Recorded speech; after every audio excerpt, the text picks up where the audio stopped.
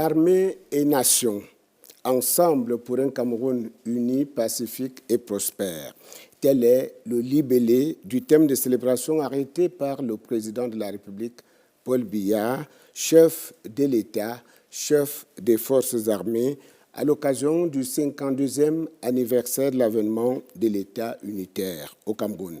La configuration de notre plateau, comme vous allez le constater, correspond à la pensée présidentielle dans ses aspects de forme et de fond.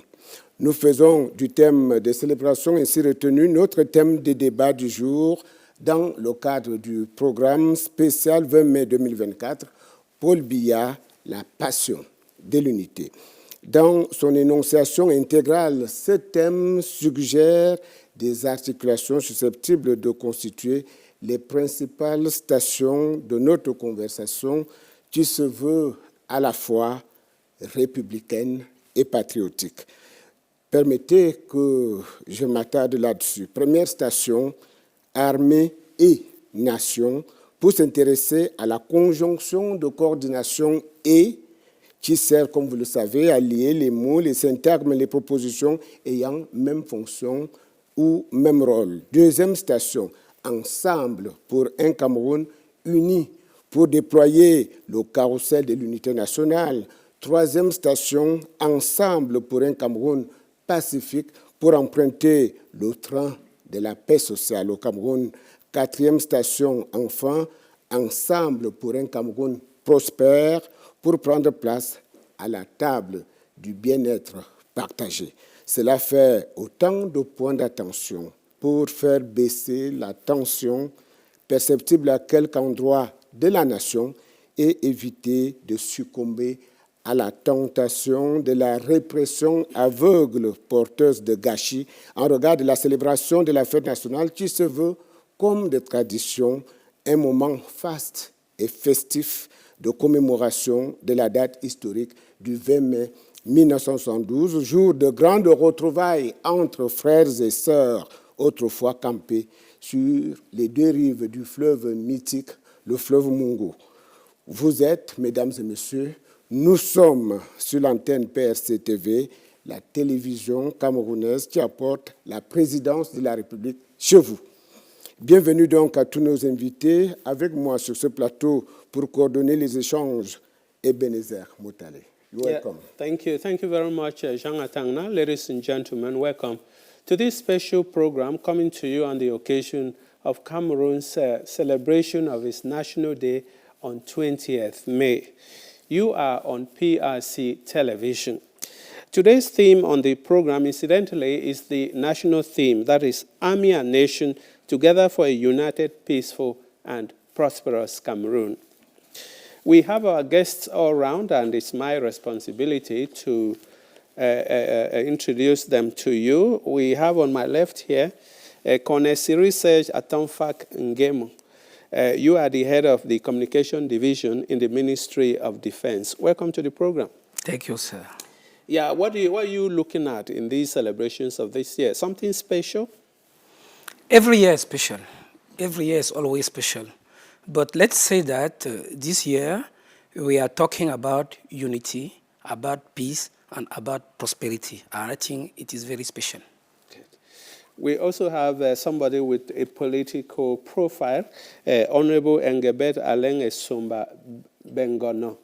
He's a CPDM MP from the constituency of Mefu Anakono. Is that right? It's right.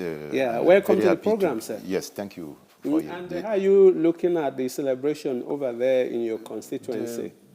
I see the celebration will be very happy, and I'm very happy to be invited here to talk about this celebration.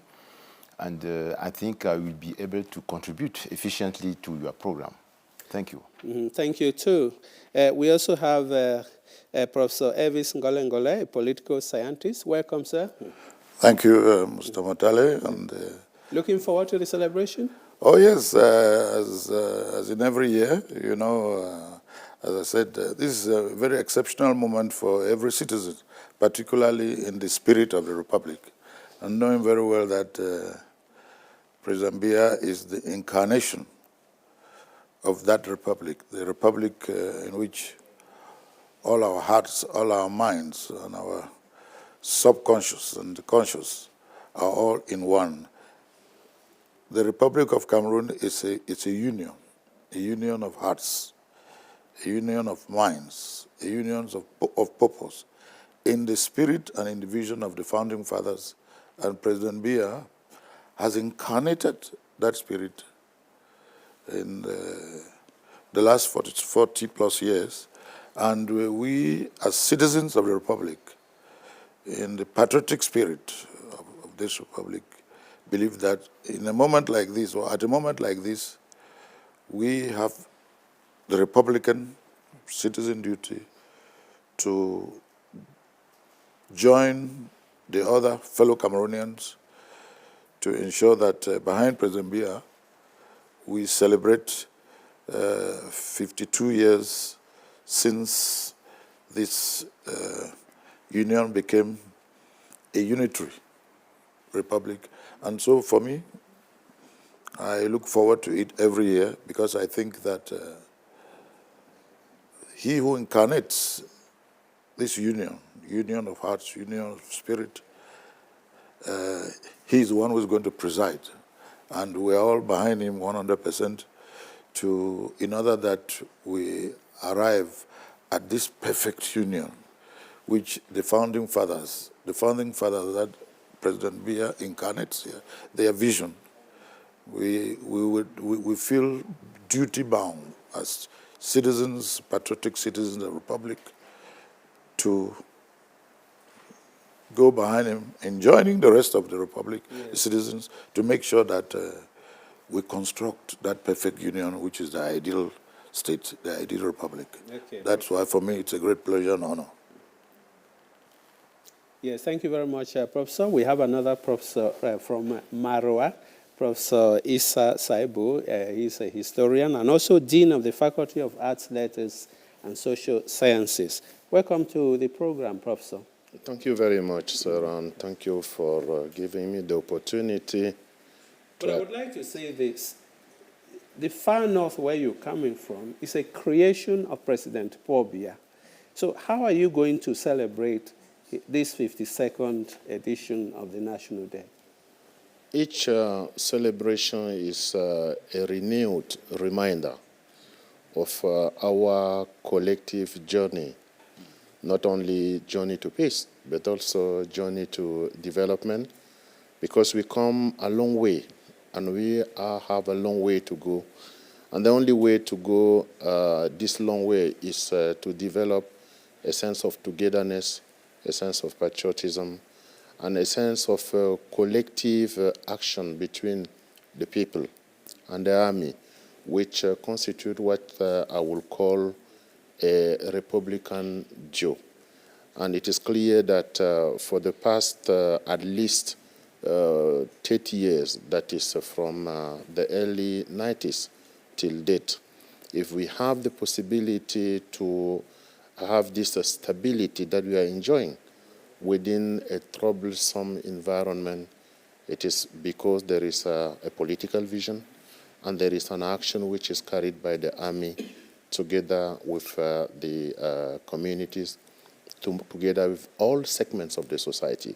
And the far north region of Cameroon, which during the past 10 years was confronted to the Boko Haram challenge, is there to say not only thank you to the highest authority of the country, thank you to the army, but also is celebrating our defense and security forces for what they have been able to implement, for what they have been able to restore, together with the communities, together with all segments of the society.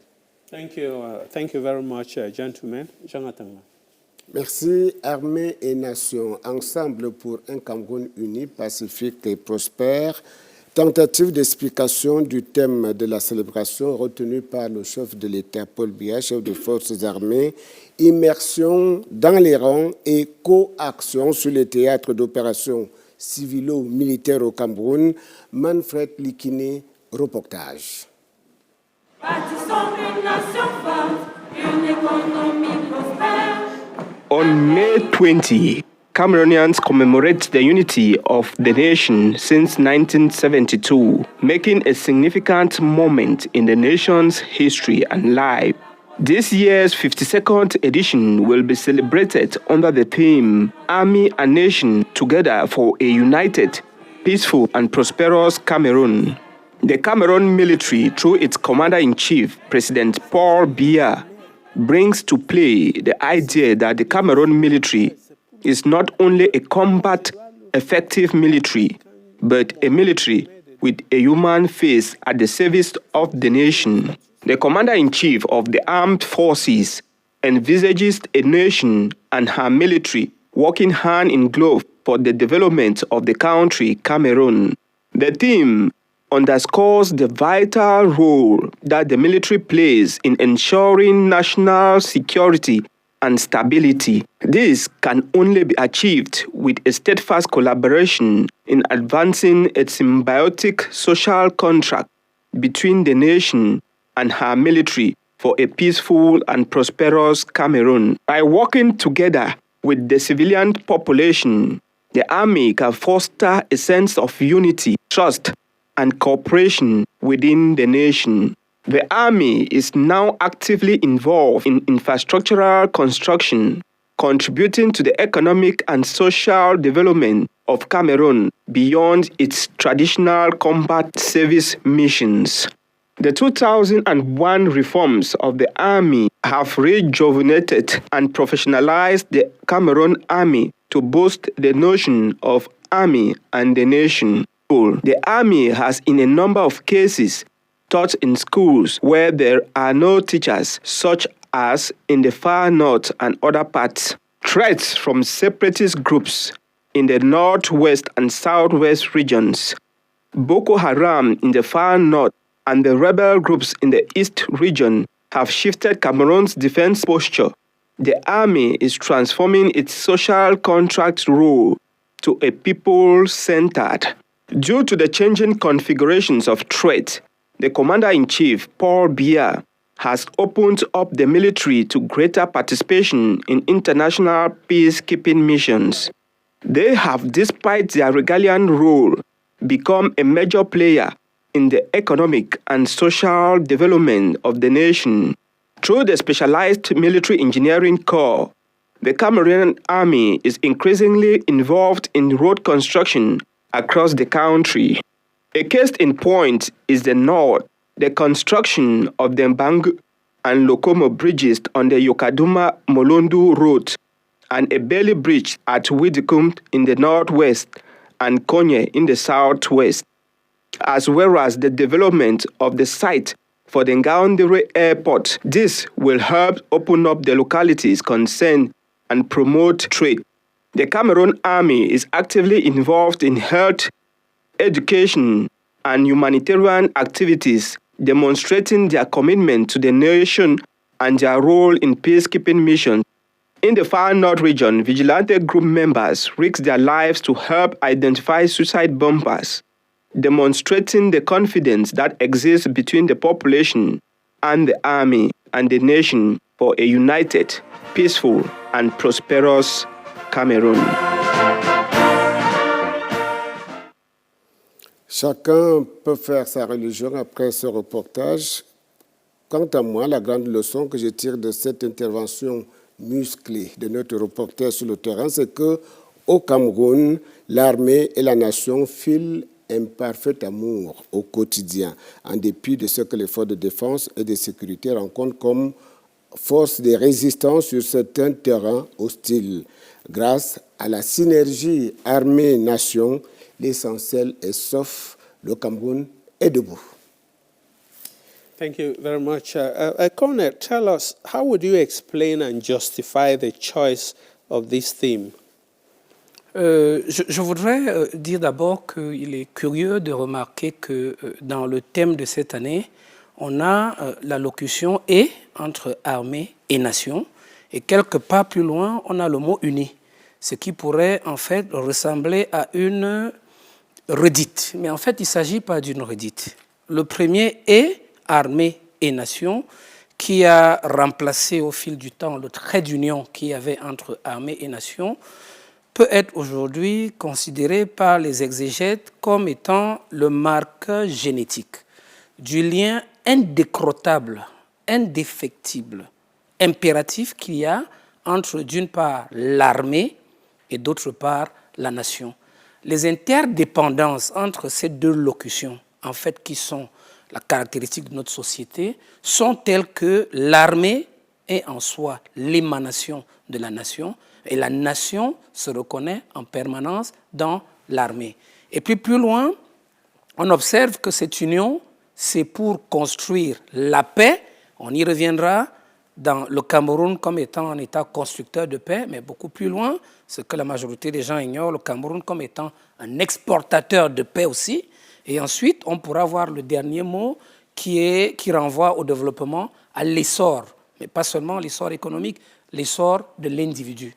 Donc nous pensons que le thème de cette année est un thème, on essaie d'interpréter, qui renvoie à la fois à ce lien indécrottable entre l'armée et la nation, mais surtout les deux qui objectivent de construire un Cameroun uni, un Cameroun en paix, avec in fine le développement, qui est la matérialisation de la construction de l'être humain, de la société dans laquelle il vit et du bien-être général, du bien-être partagé. Yes, Professor, when you hear about Professor Ngole Ngole, when you see this theme, what comes to mind immediately with these dimensions of peace, prosperity, unitedness? Yeah, the colonel has just said, you know, the tendency for us who are common citizens is to see the army as if it is an authority apart. But, you know, for us who have a political science orientation, the whole notion of the state in the form of a republic or in the form of a monarchy, but in our case, the state as a republic, by definition, in conception, even historically, the state, the way it's organized and the way it functions, has an aspect which is a component, which is the army, and all states have armies. There is no state without an army, even if whatever form you call that army, there's always a component in its function, and there is a state, and in every state, there is the civil aspect, which is the common person. But the link, as the colonel said earlier, the link is that there is, the army is actually an emanation from and of the people. And there can never be any state, whether it's a republic, as is in our case in Cameroon, or in a monarchy or in any other form, in which the army and the nation will not go together, because after all, the army emanates from the nation, and the nation cannot do without the army, because the two go together. It's a unity which nobody can break. And so the importance of this year's theme, you know, wherein it's clearly said, army and the nation for prosperity, for peace, unity and the prosperity of the nation, is that all of us have to know that in the past, how many years, the army in Cameroon has become so citizen-oriented, so people-oriented, so human-oriented, that a lot of Cameroonian citizens have discovered and have learned that the army has a very important role and is playing a very important role, not only in the unity of the country, but in bringing about peace and prosperity. The army is not apart and can never be seen to be apart. And the army contributes heavily and continues to do so to ensure that, to ensure the unity of the country, to ensure the peace of the country and to ensure the prosperity of the country, and the army cannot do without. And so for citizens, based on this year's theme, we learn something more, that as we celebrate the 52 years of the unity state, in other words, in the construction of the union, this union of hearts and minds, the army has, first of all, it's an integral part of that process, and the army has a very important role to play, even though in the definition of the state, regardless of what form that state is, but in our case it's a republic, the army continues to play that role in which he who incarnates that state, who is the head of state in our case, President Biya, is the head of the army, is the commander-in-chief of that army, because he incarnates the state, and the army is a component part of that state. And so here we are now in the 52nd edition of this union as a unitary state. We are celebrating that unity between the army and the nation for the unity, for the peace and prosperity of the republic. To me, that's a big lesson for the citizens, and we should all be happy that that theme was retained for this year's celebration. Alors, je voudrais solliciter l'expertise qui est celle de l'historien, qui est le professeur Issa Saïbou de l'Université de Maroua. Il y a dans ce concept, dans le thème qui nous retient ici, le thème qui retient notre attention, il y a 3 dimensions: l'unité, la paix et la prospérité. En quoi ces dimensions, ces 3 dimensions, ces objectifs qui sont dans notre contexte de réalité correspondent-ils, ces concepts, aux missions classiques de l'armée?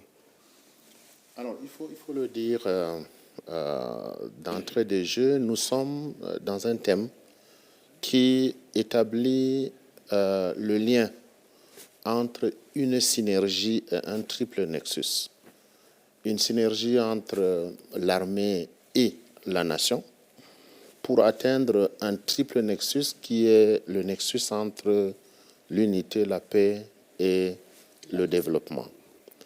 Nous sommes depuis pratiquement une décennie dans un processus de construction d'une variété de nexus à l'international, mais aussi de plus en plus chaque pays adopte ses propres logiques, ses propres interactions, ses propres connexions en fonction de ses besoins internes. Pourquoi l'unité? Non seulement parce que depuis pratiquement l'indépendance de ce pays, nous sommes fortement et fermement attachés à l'intégrité territoriale et à l'unité de notre pays, mais aussi parce que nous sommes en présence de menaces externes et de menaces internes. Des menaces externes dont on a vu le déploiement avec des velléités de reterritorialisation que Boko Haram a tenté dans l'extrême nord du Cameroun. On voit les transgressions qui se faisaient du côté de la frontière est du Cameroun. On connaît ce qui s'est passé avec la péninsule de Bakassi. Et donc, nous sommes entourés d'un ensemble de bassins stratégiques qui font en sorte que les risques sur notre territoire restent des risques permanents, d'où la nécessité d'une veille permanente. Des menaces internes aussi, avec le séparatisme auquel le pays est confronté depuis un certain nombre d'années dans les régions du nord-ouest et du sud-ouest, qui rendent donc nécessaire le rappel continu à ce que la variable unitaire, l'optique de l'unité nationale reste non seulement une quête permanente, mais également un pilier fondamental à partir duquel doit être construite la synergie, l'accompagnement que la population doit faire aux forces de défense et de sécurité. Ensuite, et corrélativement à l'unité, il y a la mise en place d'un environnement propice au déploiement des activités sociales. Parce que la notion de paix ne doit pas seulement être conçu, perçu et vu comme l'absence de guerre, l'absence de conflit. Il n'y a pas de société sans conflit. On atteint simplement un seuil de sursaturation qui fait en sorte que nous sommes en présence parfois de crise. La nécessité de rappeler l'urgence et l'essence de la paix dans le déploiement de l'ensemble des activités sociales. Les enfants qui doivent aller à l'école, le paysan qui doit aller au champ, le commerçant qui doit aller au marché, chacun de nous qui pourra mener ses activités de manière fluide fait en sorte que la paix doit être perçue, doit être conçue, doit être développée dans un sens ouvert, dans un sens vaste. Et c'est en cela que chacun, en fonction de ses capacités, en fonction de son aire d'action, doit apporter cette contribution à celle des instances, à celle des institutions que le pays a mandatées, n'est-ce pas, pour mettre cela en exergue. Et troisièmement, la variable développement. Aujourd'hui, il est clair que dans les missions des forces de défense et de sécurité, et ça se sait peut-être au moins, c'est qu'il y a une mission forte de développement qui incombe aux forces de défense et de sécurité en général, à l'armée en particulier, à travers notamment le génie militaire, dont on ne connaît pas peut-être beaucoup le rôle, mais qui, à travers ses interventions, en temps de paix comme en temps de guerre, en temps de soutien opérationnel comme en temps de soutien aux collectivités territoriales décentralisées, etc., joue un rôle essentiel en matière de maintien de la voirie urbaine, en matière de construction de routes, de centres de santé, d'hôpitaux. On ne parle des actions civilo-militaires que lorsqu'on est en présence de conflits, lorsqu'on est en zone de conflit, mais en réalité, ce sont des centaines d'interventions qui sont faites en dehors des caméras. Et je terminerai sur un élément important. Aujourd'hui, la notion de la sécurisation du développement doit être centrale à notre réflexion sur le lien entre l'armée et la nation. Sécurisation du développement en ce sens qu'il y a des pans entiers des territoires, notamment les territoires frontaliers, qui sont des territoires qui sont souvent exposés à des risques et à des menaces, lesquels territoires ont besoin aussi bien d'une présence force de l'État que d'une présence active des populations. Et cela n'est possible que le déploiement des activités productives n'est possible dans ces zones-là que si une présence militaire continue s'accompagne d'une participation populaire, d'une participation communautaire essentielle, permettant ainsi à tous ceux qui mènent leurs activités de pouvoir les mener dans ces zones. Et c'est souvent l'absence ou la faible présence des forces de défense et de sécurité dans ces zones-là qui autrefois avaient amené les entrepreneurs criminels à s'y installer. Or, depuis que les déploiements ont été faits, les déploiements ont été renforcés, on voit aujourd'hui que dans toutes ces zones frontalières, les activités économiques, les activités socio-économiques reprennent. Et il est important que nous comprenions tous que le lien entre sécurité et développement est un lien qui crée une indispensable synergie entre les forces de défense et de sécurité et les populations. Merci, professeur Saïbou, pour cet excellent travail de déblayage de terrain. Honorable Essomba Bongono, de votre siège de parlementaire à la représentation nationale, vous reconnaissez-vous dans cette synergie État-armée-nation?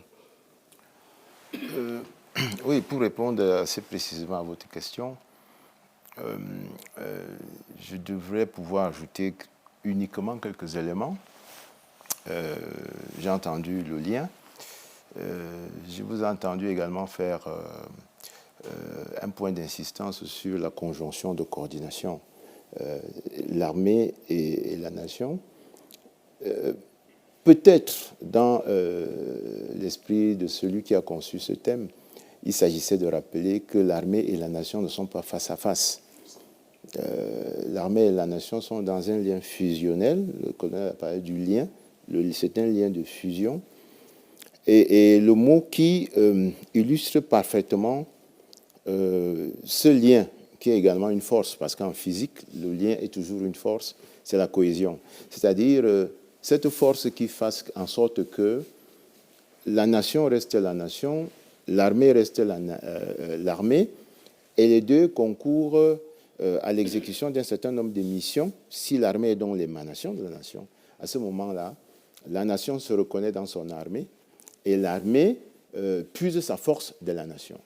Et je pourrais également ajouter un autre élément pour traduire et pour que le citoyen qui nous regarde comprenne de quoi il s'agit. Lorsque vous arrivez à un poste de gendarmerie, chaque citoyen devrait se reconnaître, ne plus traverser sans s'arrêter, parce qu'il faut être fier d'être arrêté par un gendarme.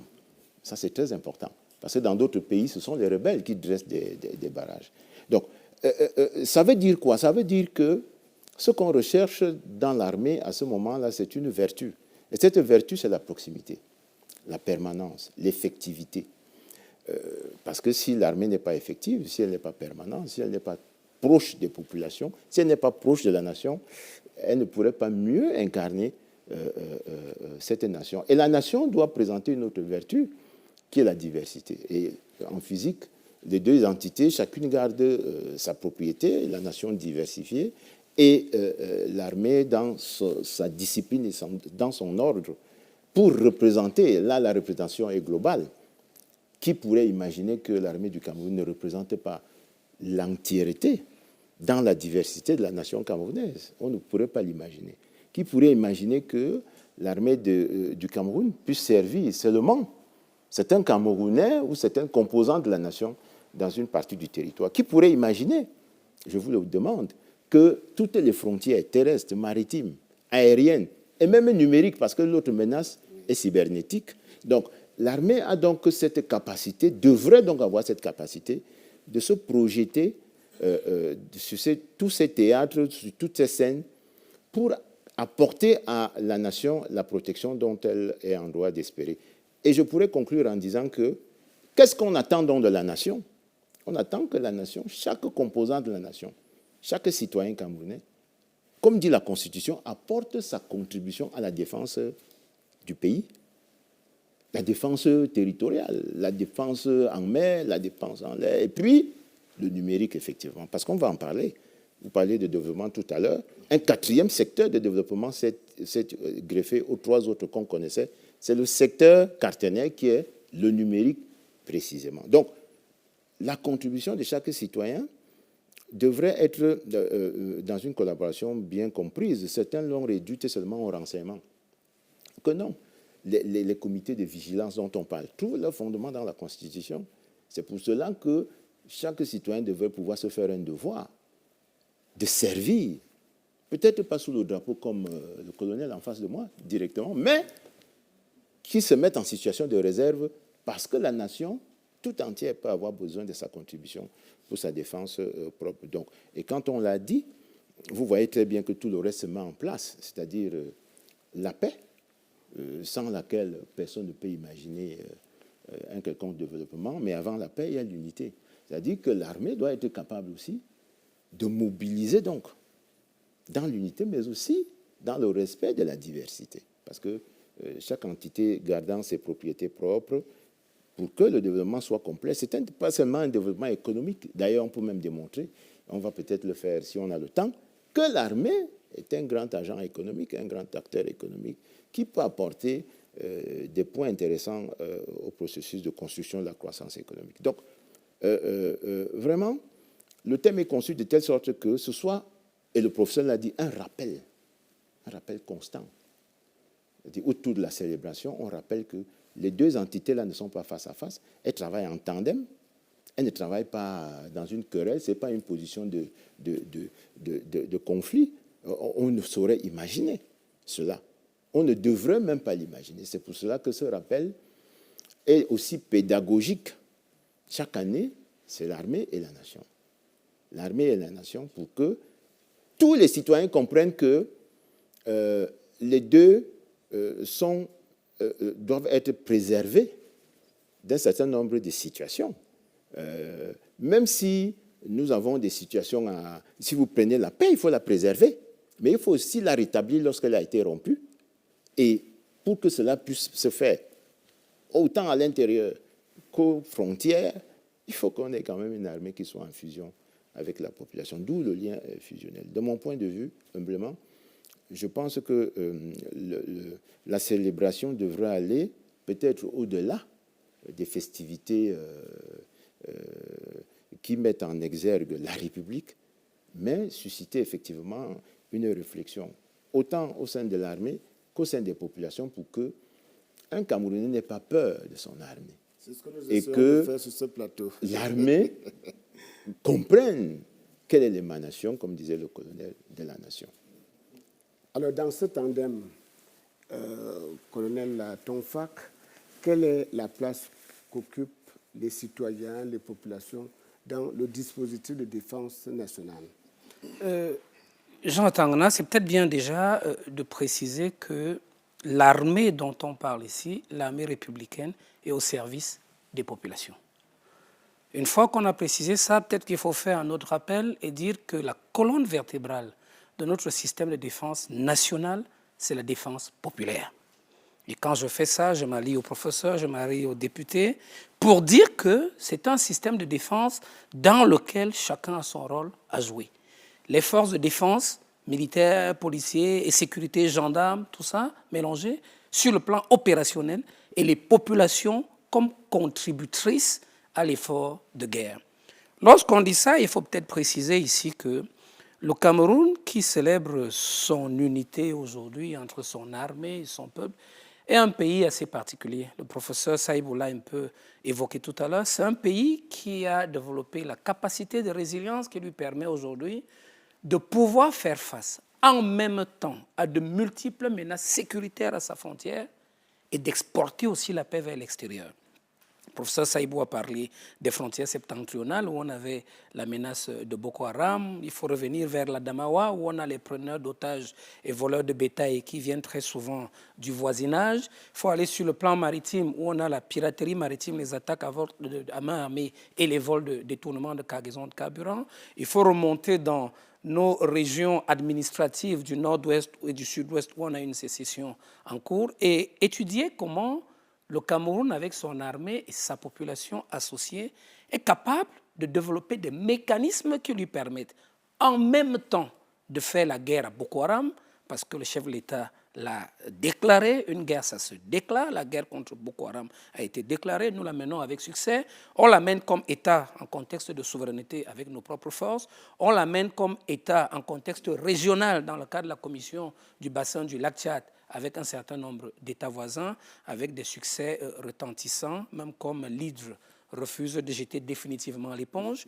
Mais on est capable aussi, en même temps, de s'organiser sur le plan maritime, de mener la lutte contre la piraterie maritime en tant qu'État, mais de la mener aussi dans un cadre coalisé régional, dans le cadre de la CEAC ou avec la CEDEAO, dans le cadre de l'architecture de sécurité sur le thème maritime du Golfe de Guinée, avec des résultats probants.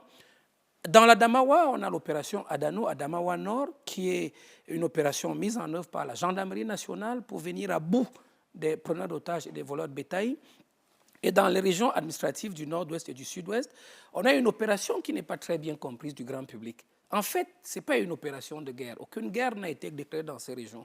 C'est des opérations de maintien de l'ordre renforcées qui font intervenir les forces de première, de deuxième et de troisième catégorie pour rétablir l'ordre au bénéfice de nos propres populations, qui le revendiquent, qui l'exigent et qui sont contributrices des efforts de l'État pour le retour à l'ordre. En veut pour preuve toute l'ambition affichée, démontrée et le volontarisme des parents pour le retour à l'école, pour l'ouverture des marchés publics, pour la circulation des biens et des personnes. Et en veut aussi pour preuve les efforts qui sont faits par ses propres populations pour capturer à main nue les sémeurs de désordre, les entrepreneurs de la mort, pour les remettre aux forces de défense et de sécurité. Donc, dans le contexte camerounais, il faut de temps en temps marquer un stop pour admirer ce déploiement de l'État à travers ses forces de défense et de sécurité, mais aussi à travers ses populations, pour venir à bout de toutes les menaces, qu'elles soient d'extraction intérieure ou extérieure,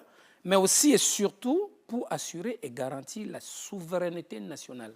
Parce que l'article 1er de la loi de 1967 sur l'organisation générale de la défense la décrit comme étant la mission d'assurer en tout temps, en tout lieu et en toutes circonstances la protection du territoire national vis-à-vis de menaces extérieures et le cas échéant intérieures. Et en ça, nous pensons qu'au bout d'une soixantaine d'années d'indépendance, le Cameroun a très bien démontré cette capacité-là, à tel point qu'aujourd'hui, l'aide extérieure en matière de défense est une aide complémentaire en contexte de globalisation de la menace. Lorsqu'il s'est agi d'aller combattre Boko Haram, le Cameroun n'a attendu personne. Lorsqu'il s'est agi de traverser nos frontières aujourd'hui pour aller contribuer à l'effort de guerre dans la forêt de Sambisa avec le pays voisin avec lequel nous avons des accords de défense, le Cameroun est capable aujourd'hui de le faire. Lorsqu'il s'est agi, en même temps que nous vivions un certain nombre de zones chrysogènes à l'intérieur du territoire, de porter notre effort aux pays voisins, notamment la République centrafricaine, je précise ici que nous sommes au 10e contingent de la MINUSCA, nous le faisons. Nous le faisons sans nous plaindre, nous le faisons sans rechigner, nous le faisons avec aucune contrainte. Ce qui montre à suffisance que la réforme engagée dès 2001 par le chef de l'État pour professionnaliser nos forces de défense, 14 ans, 13 ans après, porte ses fruits. Il s'agit aujourd'hui non plus d'une armée populaire, mais d'une armée professionnelle adossée sur une défense populaire avec une contribution non négligeable du peuple camerounais, une contribution en contexte de citoyenneté assumée. Aujourd'hui, je pense que nous devons continuer à mettre l'effort sur cette contribution populaire à la défense, parce que le civisme, en réalité, est la première manifestation de l'attachement de la patrie, et la défense ne vient qu'après. Yes, gentlemen, we'll just take a short break now. We'll have a jingle. We'll come back for the second section of this program.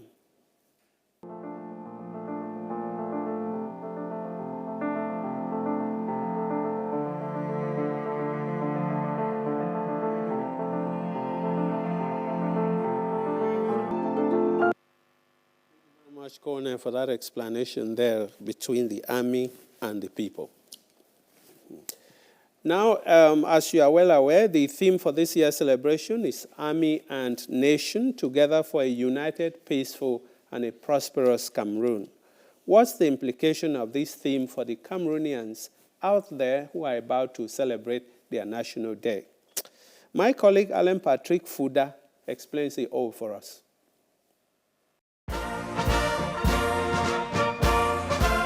Qui veut la paix prépare la guerre, la formule est internationalement reconnue.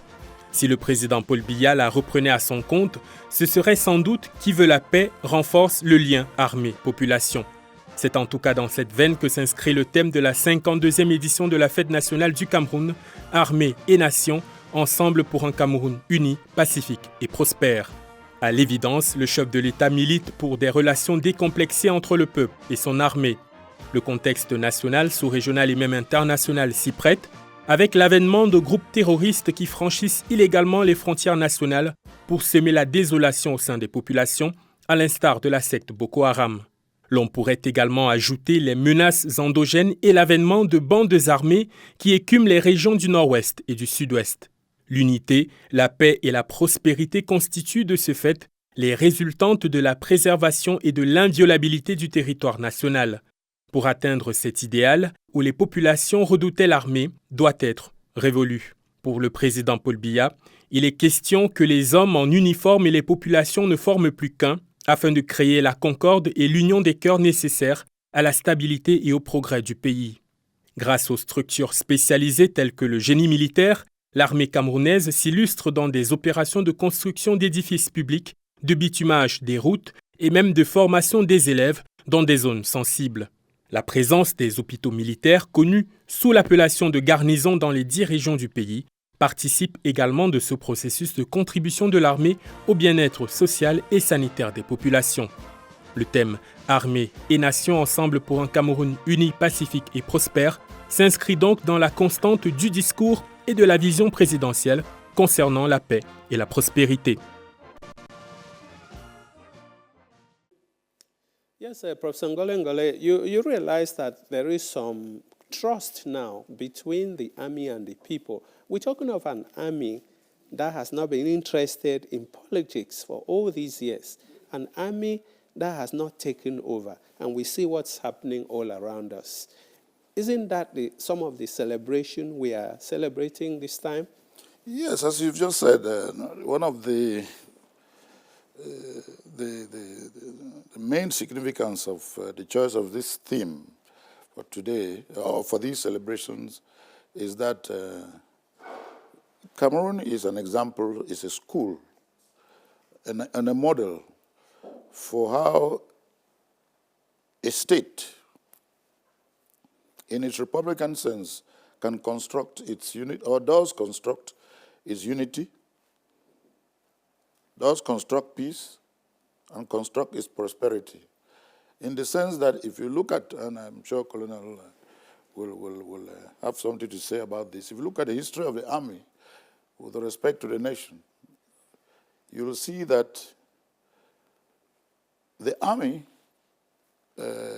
can be seen or can be perceived by the people, by the citizens in the Republic as if it's something apart, and that the people are one, meaning the citizens, and the army is something different. And in that perception, in certain states or certain nations, some citizens, meaning the people, tend to have a sort of adversarial or perception of the army. There's a common saying that wisdom, la peur de gendarme et le début de la sagesse. Actually, in a Republican sense, should be the respect for the army is the beginning of wisdom, because the people are not supposed to be afraid of the army. After all, the army, as we said earlier, is an emanation of the nation in the Republican sense, because the members of the army come from the people, and their mission, the Regalian mission, is to ensure that the people are protected, they are in security. They build their roads. They build their roads. They teach their children. That's the second point I wanted to say. Now you see, one of the advantages, and that's why I say Cameroon is a school and a model, one of the advantages of this sort of theme, this theme as in this year's celebration, is that the army has evolved in Cameroon. The army has professionalized. The army has become so modernized through the reforms that have been put in place that the people see the army or perceive the army in more Republican terms, because the army itself, because it's so professionalized and so modernized, has become so human-centered and so people-centered that you see, as you've just said, the army is everywhere.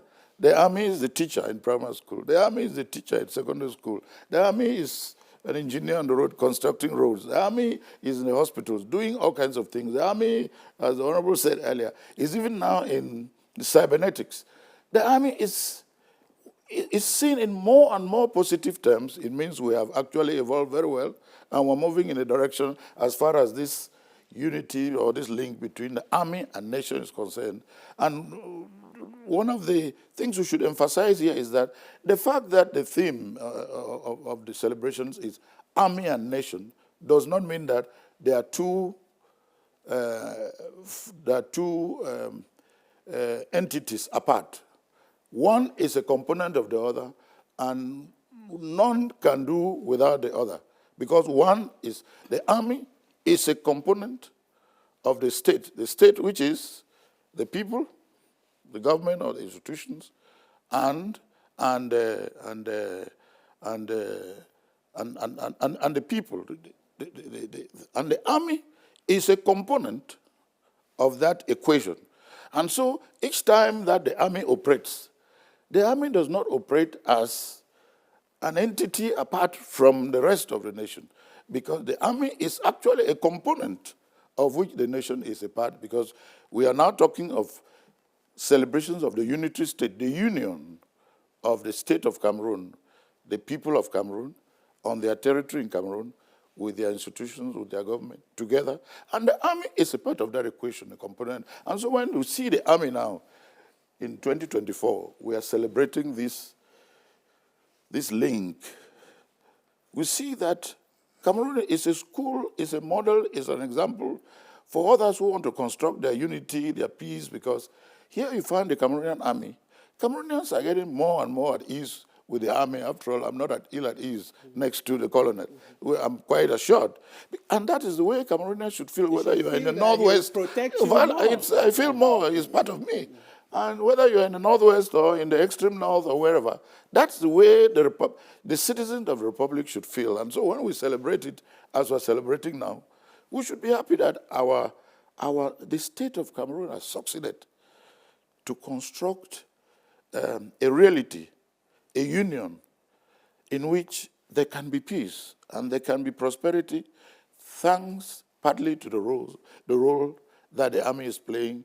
And as long as that continues, where the people feel more and more at ease that they are part and parcel of the army's work will be much easier.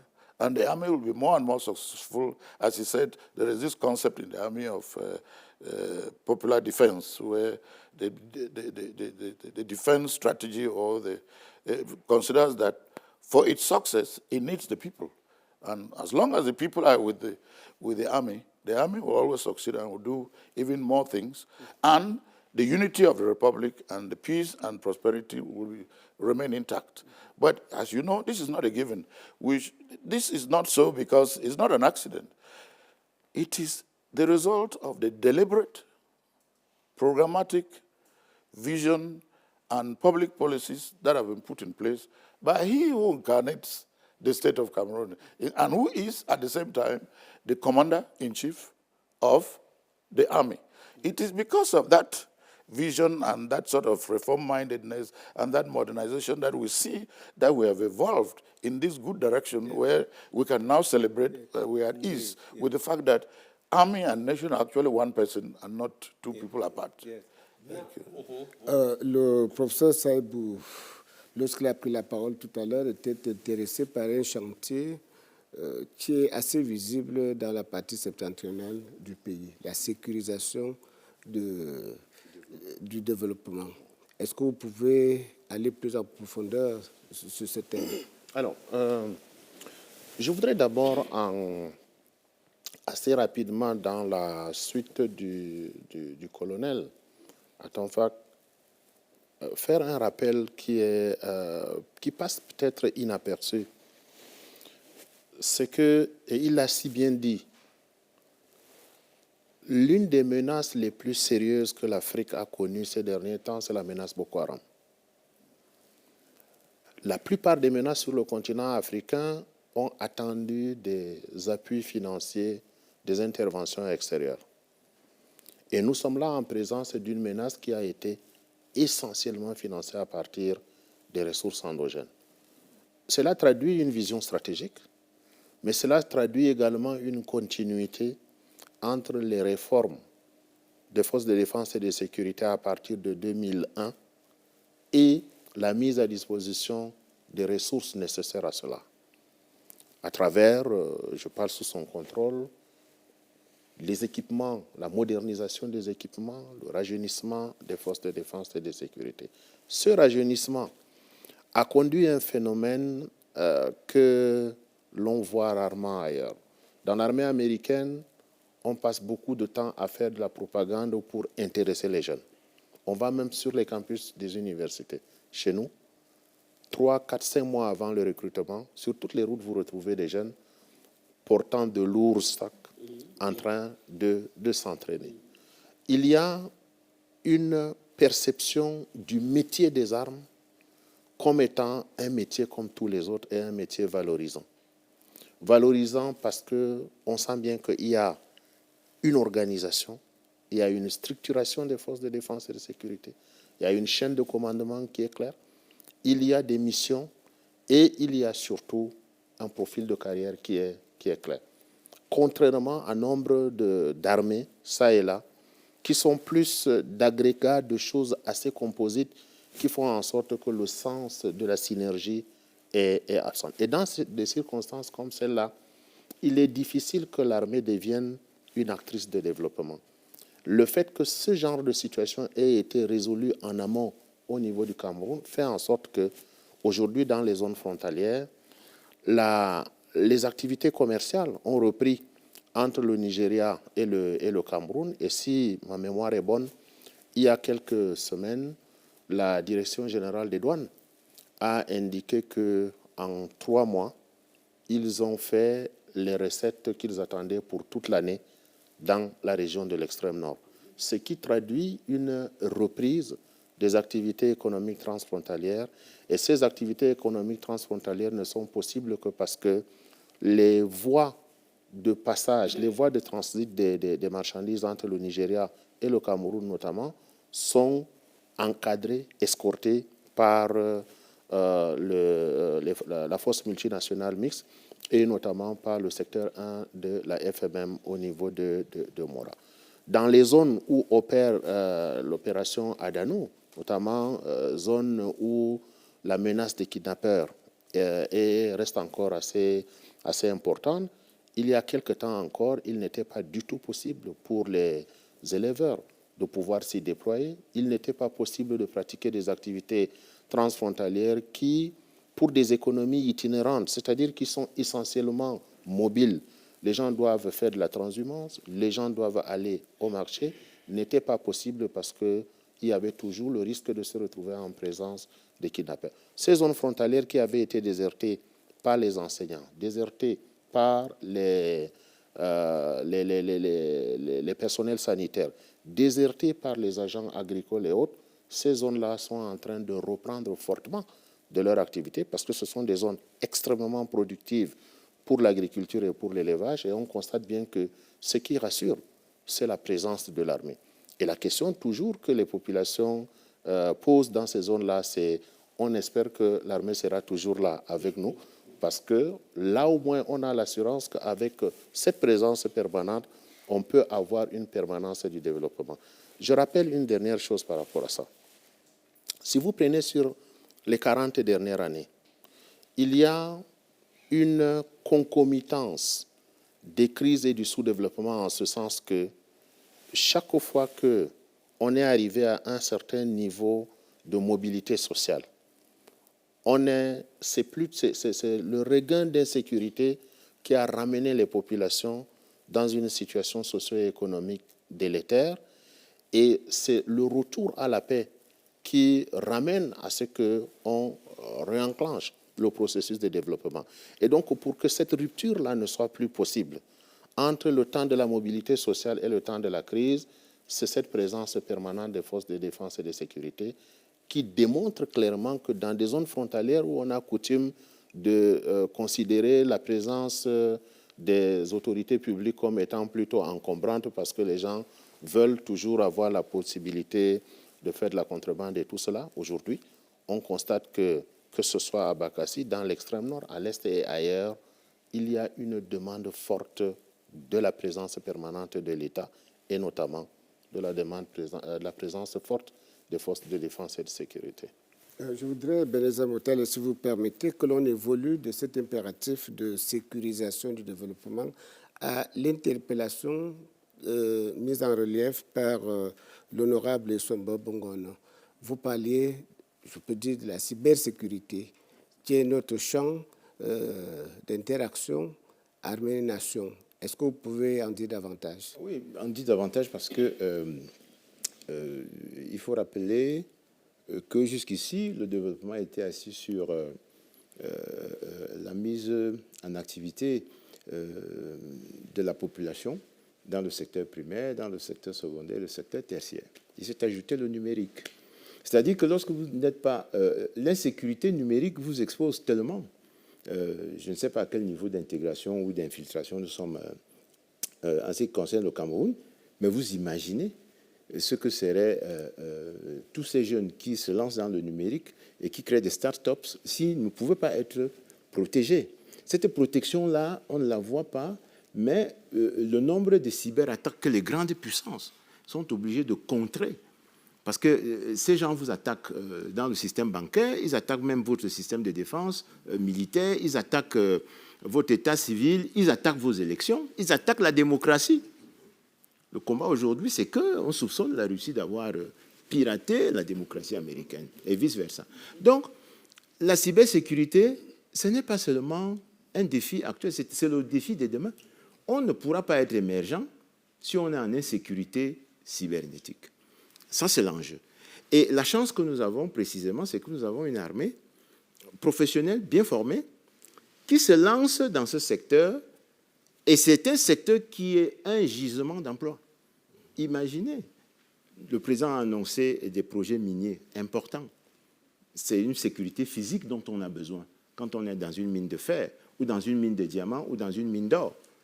Mais il y a une autre échelle, la protection sur les marchés où on vend ces choses. Donc, vous imaginez que les populations civiles, l'ingénieur civil ne peut pas le faire si, du côté militaire, on n'a pas conçu quelque chose en termes de stratégie, en termes macro-stratégiques. Parce que, beaucoup l'ignorent peut-être, toutes les applications que nous avons aujourd'hui sont d'abord des applications militaires.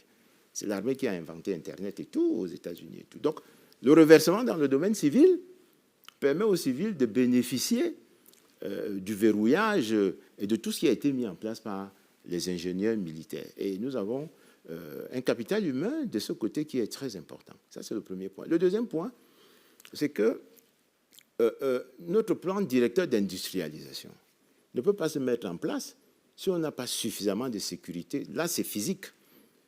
L'industrie est physique. Il faut des militaires en poste, en faction, devant les grandes usines, devant les grandes industries, sur le corridor de transport des matières premières, sur le corridor de transport des produits manufacturés, sur les populations, sur ceux qui travaillent. Imaginez aujourd'hui, qu'est-ce qu'on ferait avec le plan de reconstruction s'il n'y avait pas l'armée pour accompagner précisément les engins, pour reprofiler les routes, pour éduquer, pour soigner, et ainsi de suite. Donc, de ce point de vue, ceux qui nous regardent doivent savoir que désormais, à partir de l'instant où nous parlons, c'est cette orientation-là. Donc, pour les jeunes qui veulent servir sous le drapeau, orientez-vous vers la connaissance, l'ingénierie cybernétique et l'ingénierie numérique, parce que c'est là-bas qu'on aura besoin des intelligences fines, l'intelligence artificielle au service de l'armée, au service de la défense du territoire, au service de la protection économique des frontières. C'est quelque chose de très important. Donc, de mon point de vue, c'est un défi. Et c'est ici que la nation intervient à nouveau. On a parlé du lien fusionnel. Maintenant, c'est un lien de confiance. La confiance veut dire que la nation génère les ressources dont l'armée a besoin pour la protection de tout le monde.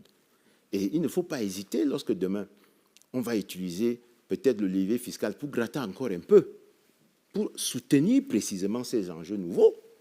On a besoin de ressources financières, donc de ressources budgétaires.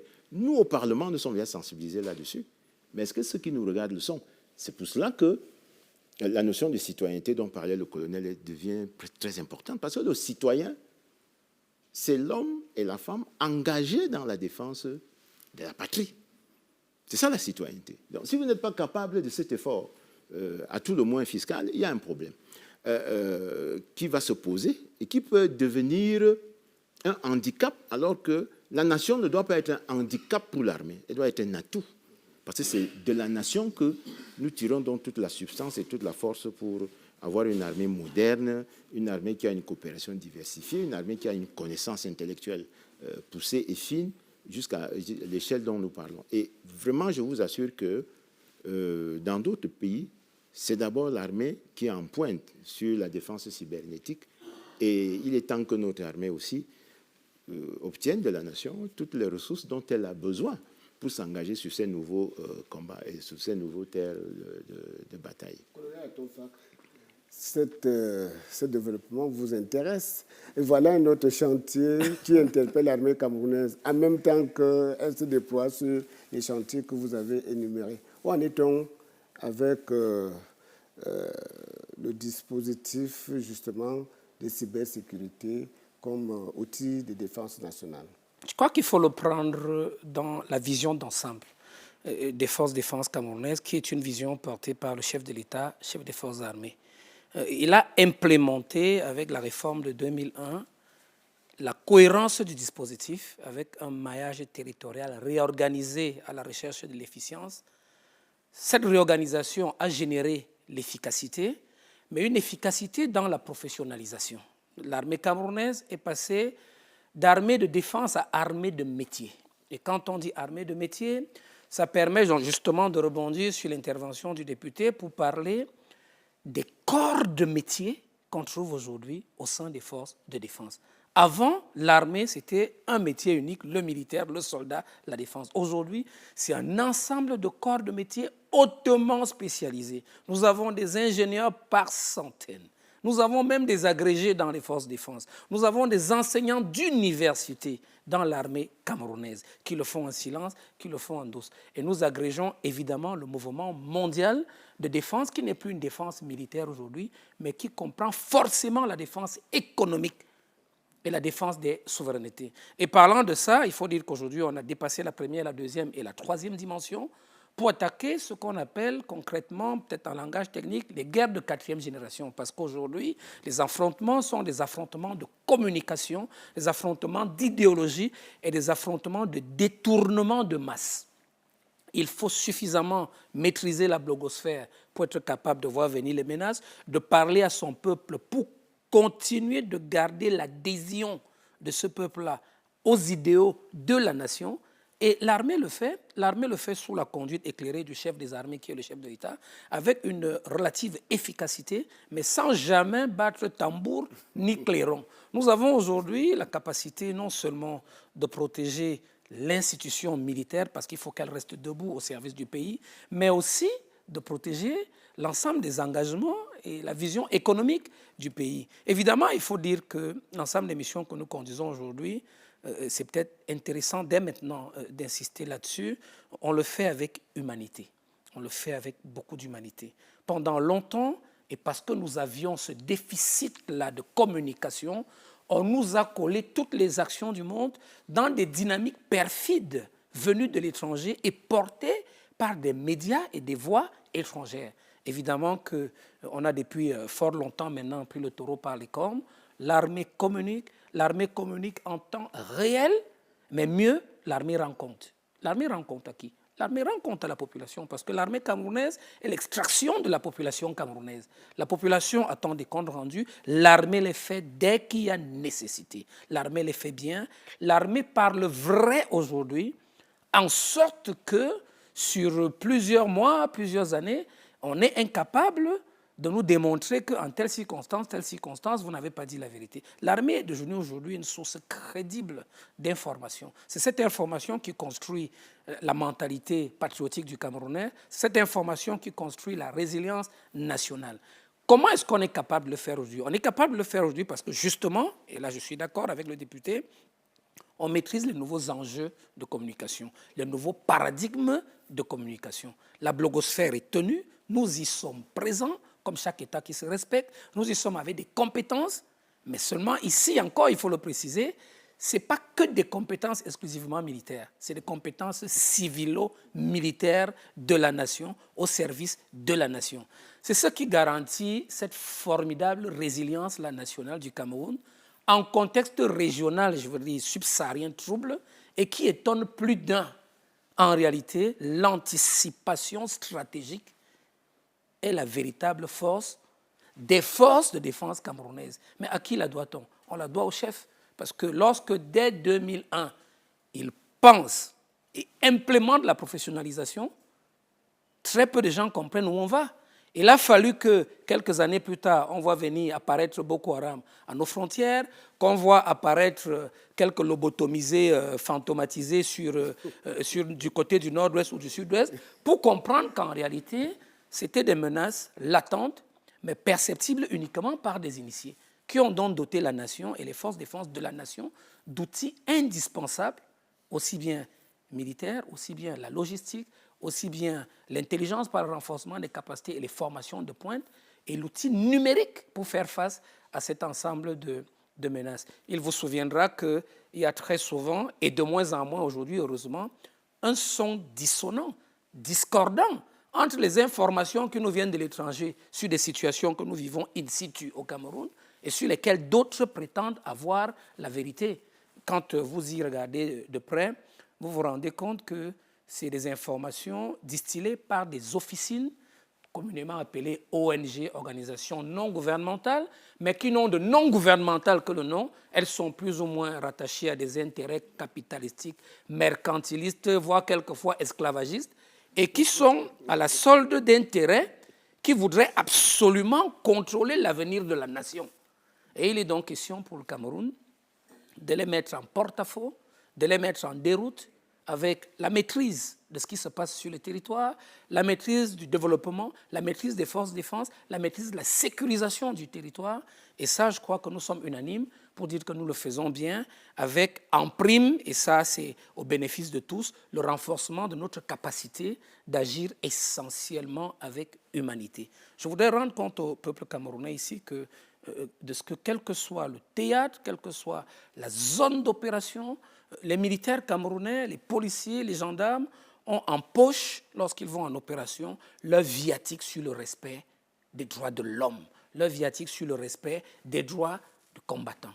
Le militaire camerounais n'achève pas le combattant au sol, fût-il de Boko Haram, fût-il un criminel reconnu. Il est maîtrisé et il est traduit en justice, évidemment, après les enquêtes judiciaires de bonne forme. Pareillement pour les civils, quand bien même quelques jeunes égarés de nos régions administratives du nord-ouest et du sud-ouest en viennent à prendre les armes pour affronter les forces de défense, incendient les hôpitaux, incendient les écoles, coupent les doigts aux élèves, ils sont allés jusqu'à couper la mâchoire à un instituteur, mais quand ils sont arrêtés, ils ne sont pas exécutés.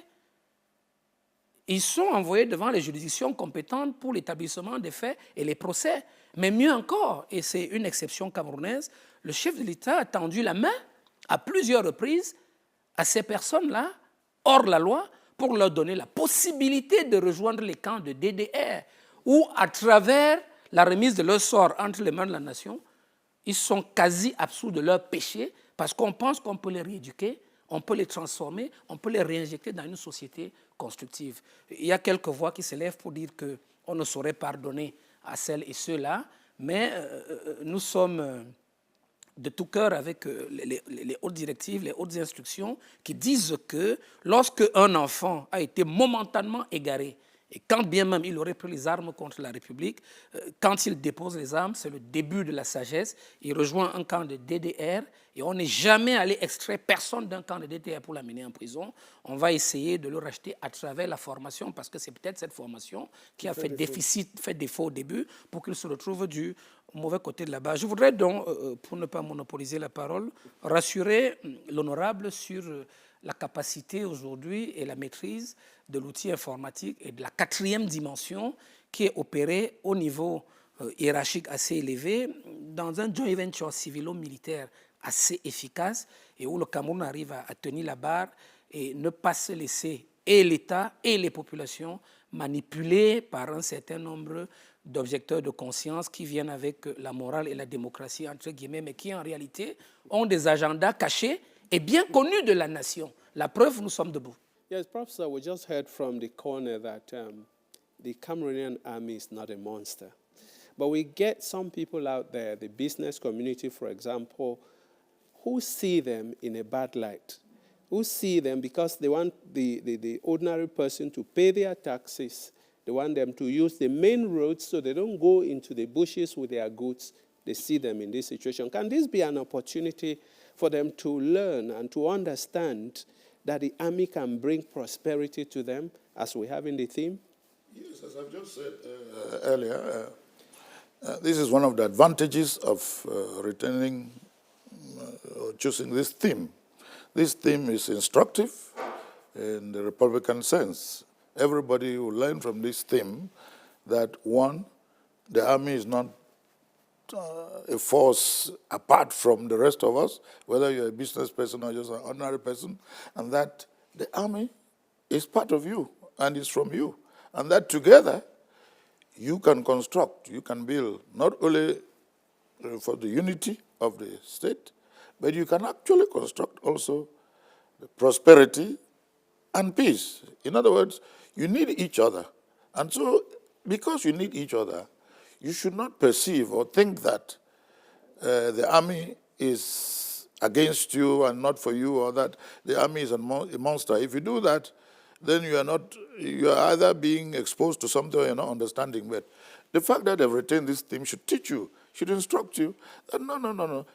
This theme is chosen on the occasion of the celebrations of the unitary state, of the union of the state of Cameroon, that at this moment we should see the army in such positive terms and not in such negative terms, because the army is not a monster. The army is actually a factor, a contributor to the unity of the country, to peace and prosperity. Of course, to answer your question directly, why is it like that? The reason why this perception that the army is a monster is there are two reasons, two factors. One is internal or indigenous, and the other is exogenous. The endogenous reason why that perception of the army being a monster is there is because we have seen in the last few years of exercising freedom that have become a reality in Cameroon, in the new Cameroon, the Cameroon where there's openness, the Cameroon where there's democracy, and so forth and so on, is that internally there are some forces, internal forces, that spend their energy intoxicating and wishing evil and thinking that by bashing or by lynching the state, the government, and the policies, that they will get their day or that everything will be fine. And these internal forces, in their, shall we say, adventure or misadventure, push this idea or this message of intoxication that, oh, the army is a monster, or they put negative information, or what we call misinformation, and miseducate people to the extent that they will want citizens, whether they are business people or just ordinary citizens, to look at the army in negative terms, whereas that's not the case. So it is good that someone will learn from this theme that, no, the army, there's nothing negative about the army because the army is part of us, the army is from us, and together we form one state, one whole state. And that union is a union of everyone, including the army. That is the endogenous factor. The exogenous factor is that, as has been said earlier, I'm sure the colonel also said it, you know, whether we like it or not, one of the challenges of our sovereignty as a sovereign independent state is that there are external or exogenous forces in whose interest it is to weaken, to destroy, or to make us not succeed. I think that this is the challenge of not only 54 African independent states or sovereign states, but it is a challenge of every independent state that you should know that, yes, you are independent, you are sovereign, and internally you are strong. But you must know that there are challenges facing you. And among these challenges is that we have an international system, we have a world in which they're not going to give you free lunch. They would like to see you not succeed. And so you should do everything in your security, army, or defense mechanism to make sure that you put in place the strategies and the other mechanisms to ensure that you fight against that. The Honorable Sumba said earlier about this, the idea of the cybernetics.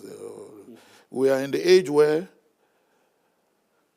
other forces, particularly external forces, are so developed in this area of cybernetics that they're using it as if it's an army to fight against your development, to fight against your unity, to make you not be at peace. So you have to internally in the organization of your army or your defense system, which the colonel has actually brilliantly explained to us here, you must put in place and reinforce those mechanisms to be able to fight against these exogenous or these external forces. Otherwise, if you just take it for granted, before you know it, as the Honorable just said, they'll fight, even your democracy they'll fight. In fact, in this age now, what we should take seriously, and the professor said earlier about securing our development, is that aspect of what we call research and development. Means our intellectual property, our scientific creativity or creations, our inventions, In other countries or in countries, the military is very advanced and developed in securing this. Because we have Cameroonians today, young Cameroonians who are intelligent. They have an inventive and creative capacity to create a lot of things. Guess what? Who is going to secure these inventions? Who is going to secure this creativity? If not, if you don't put in place mechanisms to secure this, what you're going to have is what we call the brain drain. Yes, because there are people ready to take all your good ones and leave you empty. If you don't do that, then you have a problem. Atterrir au regard du temps qui nous est imparti. Et il y a un aspect que je voudrais que l'on aborde, le déploiement de l'armée camerounaise sur le terrain des opérations diplomatiques. C'est un aspect que vous avez commencé aussi à évoquer et qui vous intéresse particulièrement. Alors, avant que de trouver nos militaires, nos policiers dans les opérations de maintien de la paix, il faut déjà se rendre bien à l'évidence qu'il y a une préparation, une formation qui est faite à l'intérieur. Il suffit de voir le nombre important d'officiers de l'armée camerounaise, d'officiers des forces de défense et de sécurité qui sont dans les universités, qui sont dans les centres d'études et de recherche. Et ça, je ne parle pas de l'école supérieure interarmée de guerre, ni internationale de guerre, ni de l'EIFOS. Je parle bien des universités, où on voit bien que les militaires ont très bien compris, et vite compris, qu'ils sont sur les questions stratégiques, ceux qui sont les plus à même d'apporter une combinaison entre les dimensions opérationnelles et les dimensions théoriques, pour peu qu'ils complètent, pour certains, cette dimension théorique. Et lorsqu'on se retrouve dans les discussions en milieu universitaire, notamment à l'occasion des soutenances de thèse, on a le sourire aux lèvres parce qu'on voit bien qu'il y a cette articulation, cette dimension pratique. De telle sorte que la projection qui est faite à l'international n'est pas qu'une projection sur les théâtres d'opération, c'est une projection intellectuelle également. En termes de coordination, en termes de réflexion, en termes de projection sur les risques et sur les menaces. Le colonel a abordé la question de la prospective tout à l'heure. Il n'est pas possible, face à des menaces mutantes, à des menaces dynamiques et qui changent de façon assez rapide, de projeter sur la scène internationale des officiers qui n'ont pas réussi, et même parfois des soldats qui n'ont pas au préalable développé cette conscience. Et on reconnaît à nos éléments du Cameroun qui sont déployés dans ces différentes missions cette capacité de projection, cette vision stratégique et cette capacité de compréhension de l'environnement général. À y voir de près, même en interne, avec le développement des centres spécialisés à Mochemboum, par exemple, ou bien encore dans l'extrême nord du Cameroun à Mindif, nos militaires se forment non seulement à répondre aux menaces internes, mais ils se forment également à des environnements généraux, parce que le Cameroun appartient à un espace qui est pluriel. La formation en zone sahélienne à Mindif est une formation qui permet de se déployer dans la zone sahélienne également. La formation en zone forestière, etc. À y voir de près, depuis le début des années 90, tout au moins, que ce soit à travers la MINUSCA, que ce soit à travers la MONUSCO, ou encore au Rwanda, et voire en Haïti, je pense, au Cambodge, etc. Nos forces de défense et de sécurité ont été présentes et continuent d'être présentes. Et c'est fièrement qu'ils affichent, évidemment, cette contribution et cette participation.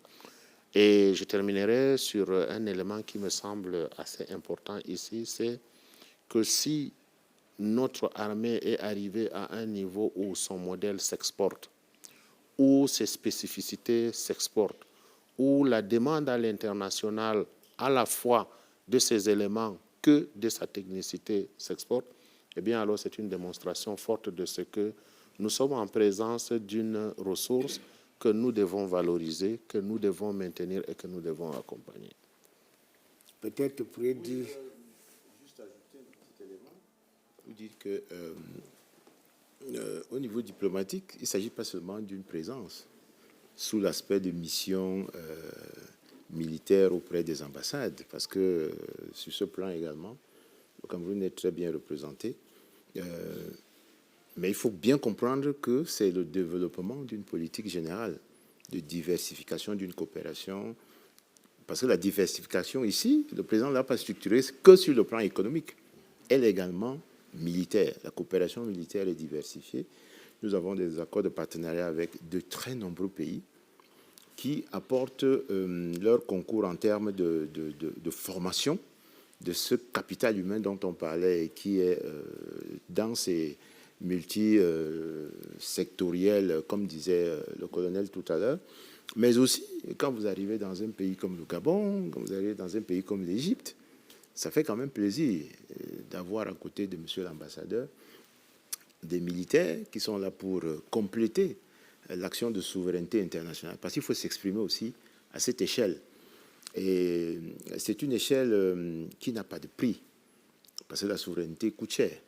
Et c'est pour cela qu'il faut, une fois de plus, interpeller la nation pour que ceux qui nous regardent comprennent très bien que pour avoir une mission militaire permanente dans une ambassade, ça demande de l'argent, il faut des ressources.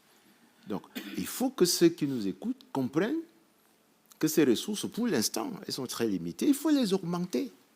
Parce qu'on ne peut pas affronter les défis dont on parle si on n'injecte pas ces ressources. Vous prenez un bâtiment comme le Palais des Nations à New York, il y a 200 réunions, au moins 200 réunions opérationnelles chaque jour. Quand vous voyez le nombre de diplomates que nous avons là-bas, y compris ceux de la représentation militaire, c'est faible. Il faut augmenter. Donc nous sommes en sous-effectif dans ces secteurs-là, parce qu'il nous manque parfois des ressources. Et c'est pour ça que parfois il faut changer le modèle aussi. Parce que dans l'alignement des ressources, après les infrastructures, après le secteur éducatif, secteur socio-éducatif, c'est la défense et la sécurité. De mon point de vue, c'est faible. Le sous-secteur numéro 2, c'est-à-dire défense et sécurité, devrait bénéficier d'un peu plus de ressources pour qu'on soit à la hauteur de ce dont on parlait tout à l'heure. Parce que chacun de nous, et quelqu'un l'a dit, le professeur l'a dit, le colonel a insisté là-dessus, le professeur l'a encore rappelé, contextualisant ce qui se passe dans les régions septentrionales. Chaque citoyen a besoin de l'armée. Et on ne peut pas avoir l'armée si l'armée n'a pas les moyens qui vont lui permettre de se déployer et de remplir ses missions. Donc, sur le plan diplomatique, une fois de plus, de mon point de vue, c'est respectable, c'est sérieux, c'est même important, et ça ne demande qu'à être mis en termes d'exaltation, d'amplification de cette représentation et de cette présence. Parce que, une fois de plus, c'est très important. L'armée génère des emplois. Chaque militaire a un salaire, une famille. Donc, du point de vue de la société, il y a des enfants qui grandissent en voulant être soldats. Ce n'est pas mauvais, mon colonel, c'est même très bien. L'armée est un agent économique qui consomme les biens et les services. Quand vous regardez, vous faites la comparaison entre ceux qui sortent et ceux qui entrent, c'est très important. C'est-à-dire que la contribution à la production de la richesse nationale est si importante que nous avons besoin d'augmenter ces ressources-là. Et moi, je suis de ceux qui plaident au Parlement de façon quasi systématique, parce que moi, je soutiens l'armée. Je suis de ceux qui sont fiers. Comme tout bon citoyen. Moi, je suis de ceux qui sont fiers quand le gendarme m'interpelle. Les gens me disent, non, tu es député, décline ton identité. Je dis non. Par respect pour le béret rouge, il faut s'arrêter. Et moi, je suis de ceux qui plaident pour l'augmentation de ces ressources. Nous avons encore des marges. Vraiment, c'est un message qui doit passer dans le contexte de cette célébration pour dire que les défis de demain, aussi bien sur le plan de la représentation symbolique, aussi bien sur le plan de l'organisation, aussi bien sur le plan du fonctionnement, que sur celui de l'équipement, pour poursuivre ce programme de modernisation, on aura besoin de ressources pour l'armée. Et il ne faut pas que les populations rechignent, parce que c'est parfois des protections qui génèrent des externalités qu'on ne voit pas, parce que vous ne savez pas où se trouve le barrage. Vous bénéficiez d'une protection invisible jusqu'au jour où on vous dit que non, à côté de votre maison, à côté de votre village, on a attrapé des bandits parce qu'ils étaient là et l'armée les suit, les forces de défense les suivent depuis peut-être 5 ou 6 ans, vous n'êtes pas au courant. Donc, il faut que tout le monde intègre cette dimension qui, de mon point de vue, sont j'allais dire, les retombées naturelles de la protection et la défense populaire. Yes, thank you very much. Now, Colonel, tell me, when we have this situation as we have it now, where our army is stretched out in the far north, in the northwest, in the southwest, in the east, and so on, do we still get them to do international assignments? And when they go there, what do they actually look for? Permettez-moi d'abord de revenir sur 2-3 choses pour éclairer la lanterne des populations qui nous suivent. J'ai beaucoup aimé quand le professeur Saïbou a parlé de la professionnalisation poussée.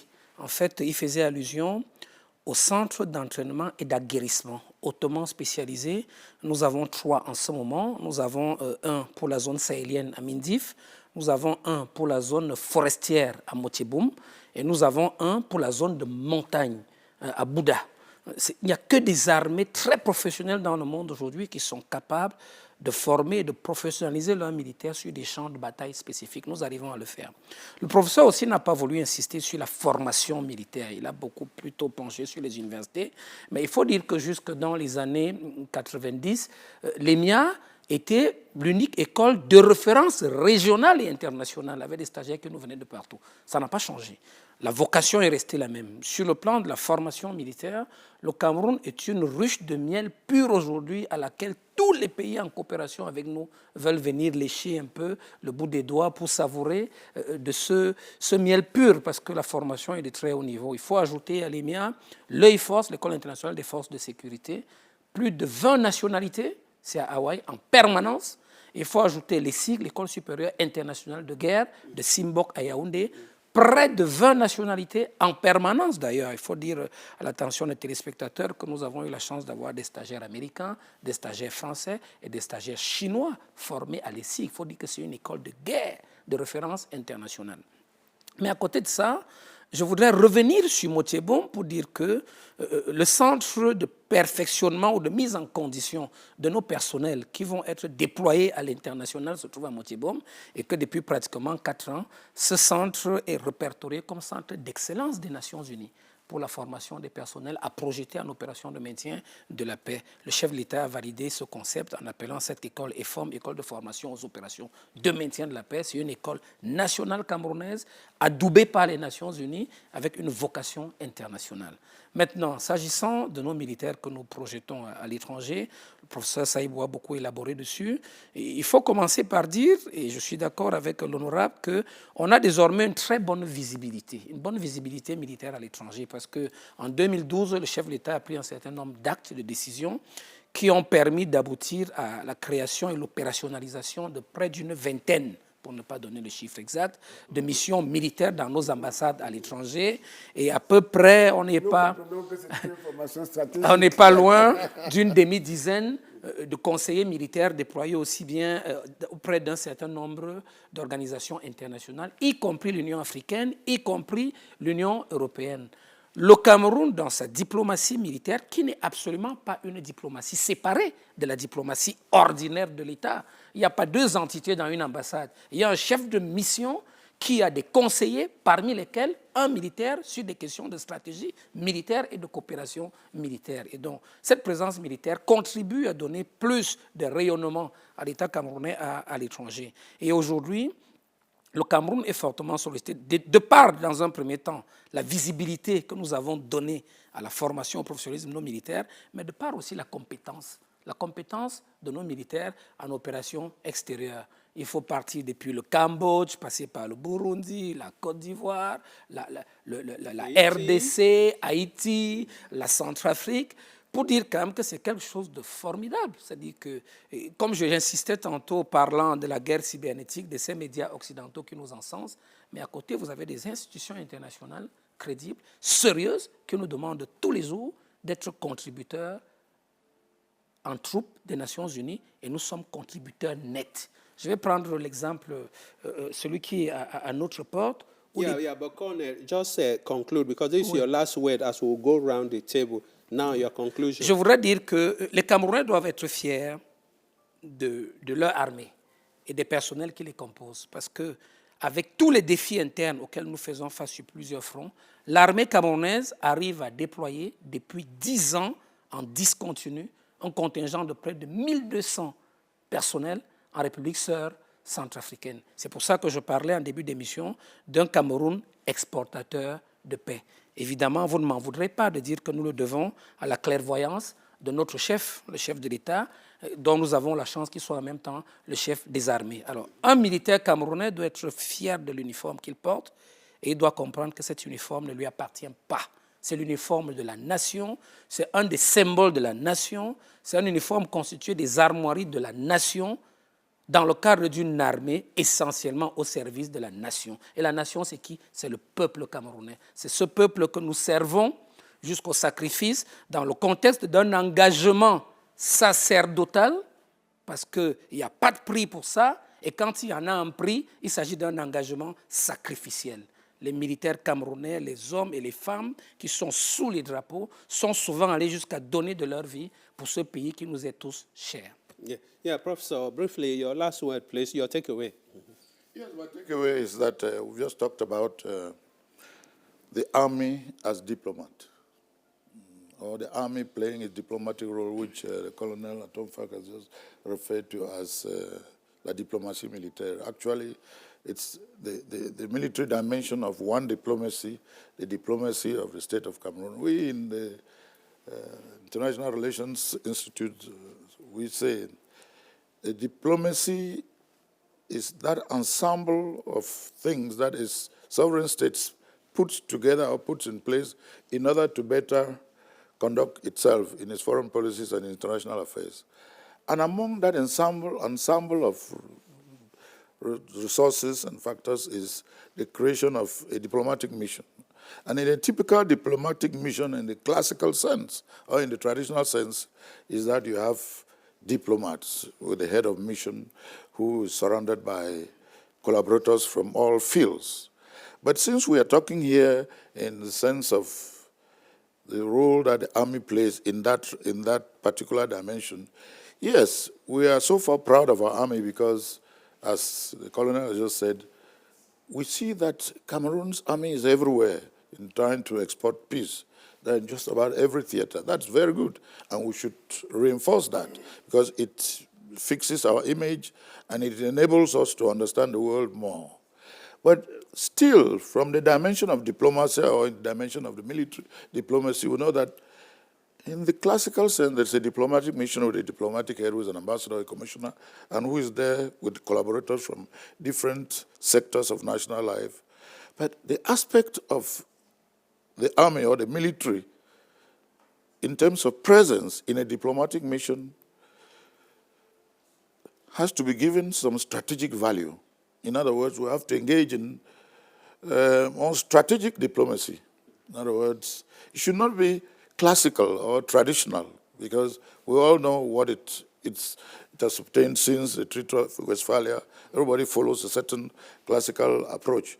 But we've reached a point where, in the 21st century, the threats are so sophisticated, they are so numerous, that we have to develop that capacity, diplomatic capacity, technical capacity, technological capacity, to make sure that whether it's through the military or through the civilian aspects of life, that we're able to face these very complicated challenges of the 21st century. For example, in many embassies, classical embassies, you see that, yes, you have the diplomatic mission, the ambassador, and other diplomats from different factions, but you discover that in some embassies, they are filled with all kinds of intelligence agents from the military, naturally. These intelligence agents have different roles. Sure, they are diplomats because they perform different intelligence functions. But really what they do is they are actually playing the typical military role of going after to get not only the kinds of strategic intelligence that we need as a sovereign state to be able to secure our development, our unity, and our peace. These agents in these diplomatic missions go to the extent of penetrating not only university institutions, they penetrate think tanks, They penetrate laboratories, industrial laboratories, scientific laboratories. They are incredible.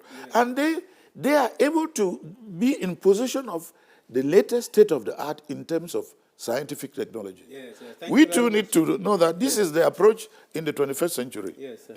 So, Honorable, votre dernier mot? Oui, l'armée est notre dernier recours en matière de défense et de sécurité. Et lorsque vous examinez la politique mise en place par le président de la République, chef des forces armées, que dit article 8, alinéa 2 de la Constitution, vous voyez la place que l'armée occupe dans le cœur de cette politique et dans son développement. Je suis, comme je vous l'ai dit, de ceux qui soutiennent l'armée. Il faut continuer à soutenir l'armée parce que faut qu'elle relève tous les défis dont nous avons parlé, qui sont multiformes, qui sont nombreux. Nous avons besoin d'une population qui est bien instruite, bien formée, bien informée, bien éduquée sur les enjeux que l'armée réussit à relever pour l'épanouissement de chacun de nous et de tous. Parce qu'il s'agit de quoi en réalité? Il s'agit de faire en sorte que chacun de nous puisse facilement libérer l'énergie de progrès et de développement dont il a en sein, et tout le peuple avec, sans grande difficulté, parce que nuit et jour, sous la pluie, sous le soleil, en brousse, comme au désert, comme dans les eaux, dans les airs, il y a des gens qui vous protègent. Si chacun de nous comprend cela, les efforts, les sacrifices consentis par la nation pour soutenir l'armée vont être généreusement déployés, développés par nous tous pour que l'armée ait effectivement les moyens dont elle a besoin pour continuer et amplifier le maillage sécuritaire qui est déjà celui qu'on connaît et qui fait que notre pays ne souffre pas d'un certain nombre de difficultés, même si les contraintes existent, mais ne souffre pas d'un certain nombre de difficultés sécuritaires que nous voyons se déployer dans d'autres pays. Et c'est ici que ce lien fusionnel, qui n'est pas que romantique, entre l'armée et la nation, devient un lien opérationnel, un lien de famille, un lien de proximité, un lien de souveraineté, un lien de confiance absolue. Et ça, c'est mon dernier mot. Et je salue tous ceux qui, sous le drapeau, donnent du leur en termes d'intelligence intellectuelle, en termes de sang, en termes de sacrifice. Tous ces jeunes gens, toutes ces jeunes filles qui ont donné de leur vie pour que nous soyons ici en train de débattre. Je vous remercie. Thank you very much, Professor Saïdou. Shouldn't all of us be supporting the army? As we conclude, briefly. Yeah, as we conclude. Ce que je voudrais dire peut-être en fin de propos, c'est que on a bien observé que sur au moins les 30 dernières années, nos forces de défense et de sécurité ont été à la hauteur des menaces classiques et des menaces nouvelles qui se sont produites chez nous et autour de nous. Et cela n'a été possible que parce qu'il y a eu une vision stratégique, il y a eu des moyens, il y a eu des réformes heureuses. Et il est important que la projection sur le futur se fasse de manière robuste également, dans une scénarisation des risques qui devraient continuer à se faire entre l'armée et la population. Le deuxième et dernier élément sur lequel je voudrais insister, nous sommes revenus à plusieurs reprises là-dessus, sur la question de la sécurisation du développement. Les risques les plus importants aujourd'hui sont des risques qui se situent dans les zones frontalières. Parce que les menaces sont davantage des menaces régionales et donc produites à partir des fragilités qui se trouvent parfois dans notre voisinage. Et dans nos zones frontalières, nous avons besoin d'une présence forte des forces de défense et de sécurité, mais d'une présence composite.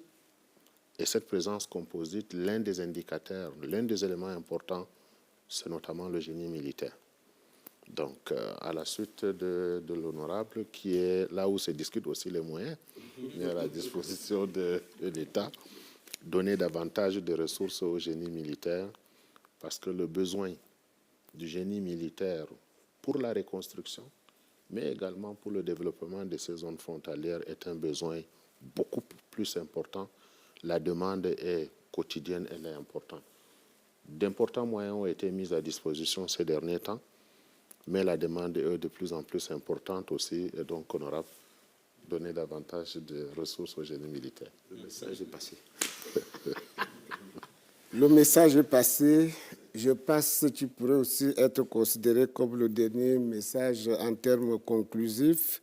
Vaste, très vaste même, est le sujet que recouvre le thème retenu par le chef de l'État, Paul Biya, à l'occasion du 52e anniversaire de l'État unitaire. Le sujet ne saurait être épuisé, même en 90 minutes, le temps réglementaire arrêté pour ce plateau. Nous en retenons une ou deux choses. L'armée camerounaise, c'est une armée hautement professionnelle, très au fait des mutations et interpellations mondiales, en capacité de répondre aux exigences sécuritaires de notre temps, y compris dans la conduite des opérations de sécurisation numérique. L'armée camerounaise est sous la couverture de son chef, le président de la République, Paul Biya. Un bon stratège, le chef des forces armées a su anticiper et engager à temps les réformes qui ont permis à l'armée de se moderniser, aux forces de défense et de sécurité d'être en capacité de répondre aux interpellations d'aujourd'hui. Aujourd'hui, l'armée camerounaise agit dans le respect des conventions internationales, notamment en matière de respect des droits de l'homme. Enfin, l'armée camerounaise, c'est ce que j'ai retenu aussi, communique. C'est un agent communiquant en intelligence avec la population, donc telle est l'émanation. Mesdames, Messieurs... Also, all of us should love the army. Je le retiens aussi. Nous devons tous, citoyens autant que nous sommes, être derrière notre armée, la soutenir et animer le plaidoyer pour que les moyens alloués à l'armée soient revus à la hausse. Merci, Mesdames, Messieurs. Au nom de toute l'équipe de PRC TV, nous vous disons par anticipation bonne célébration pour la fête nationale.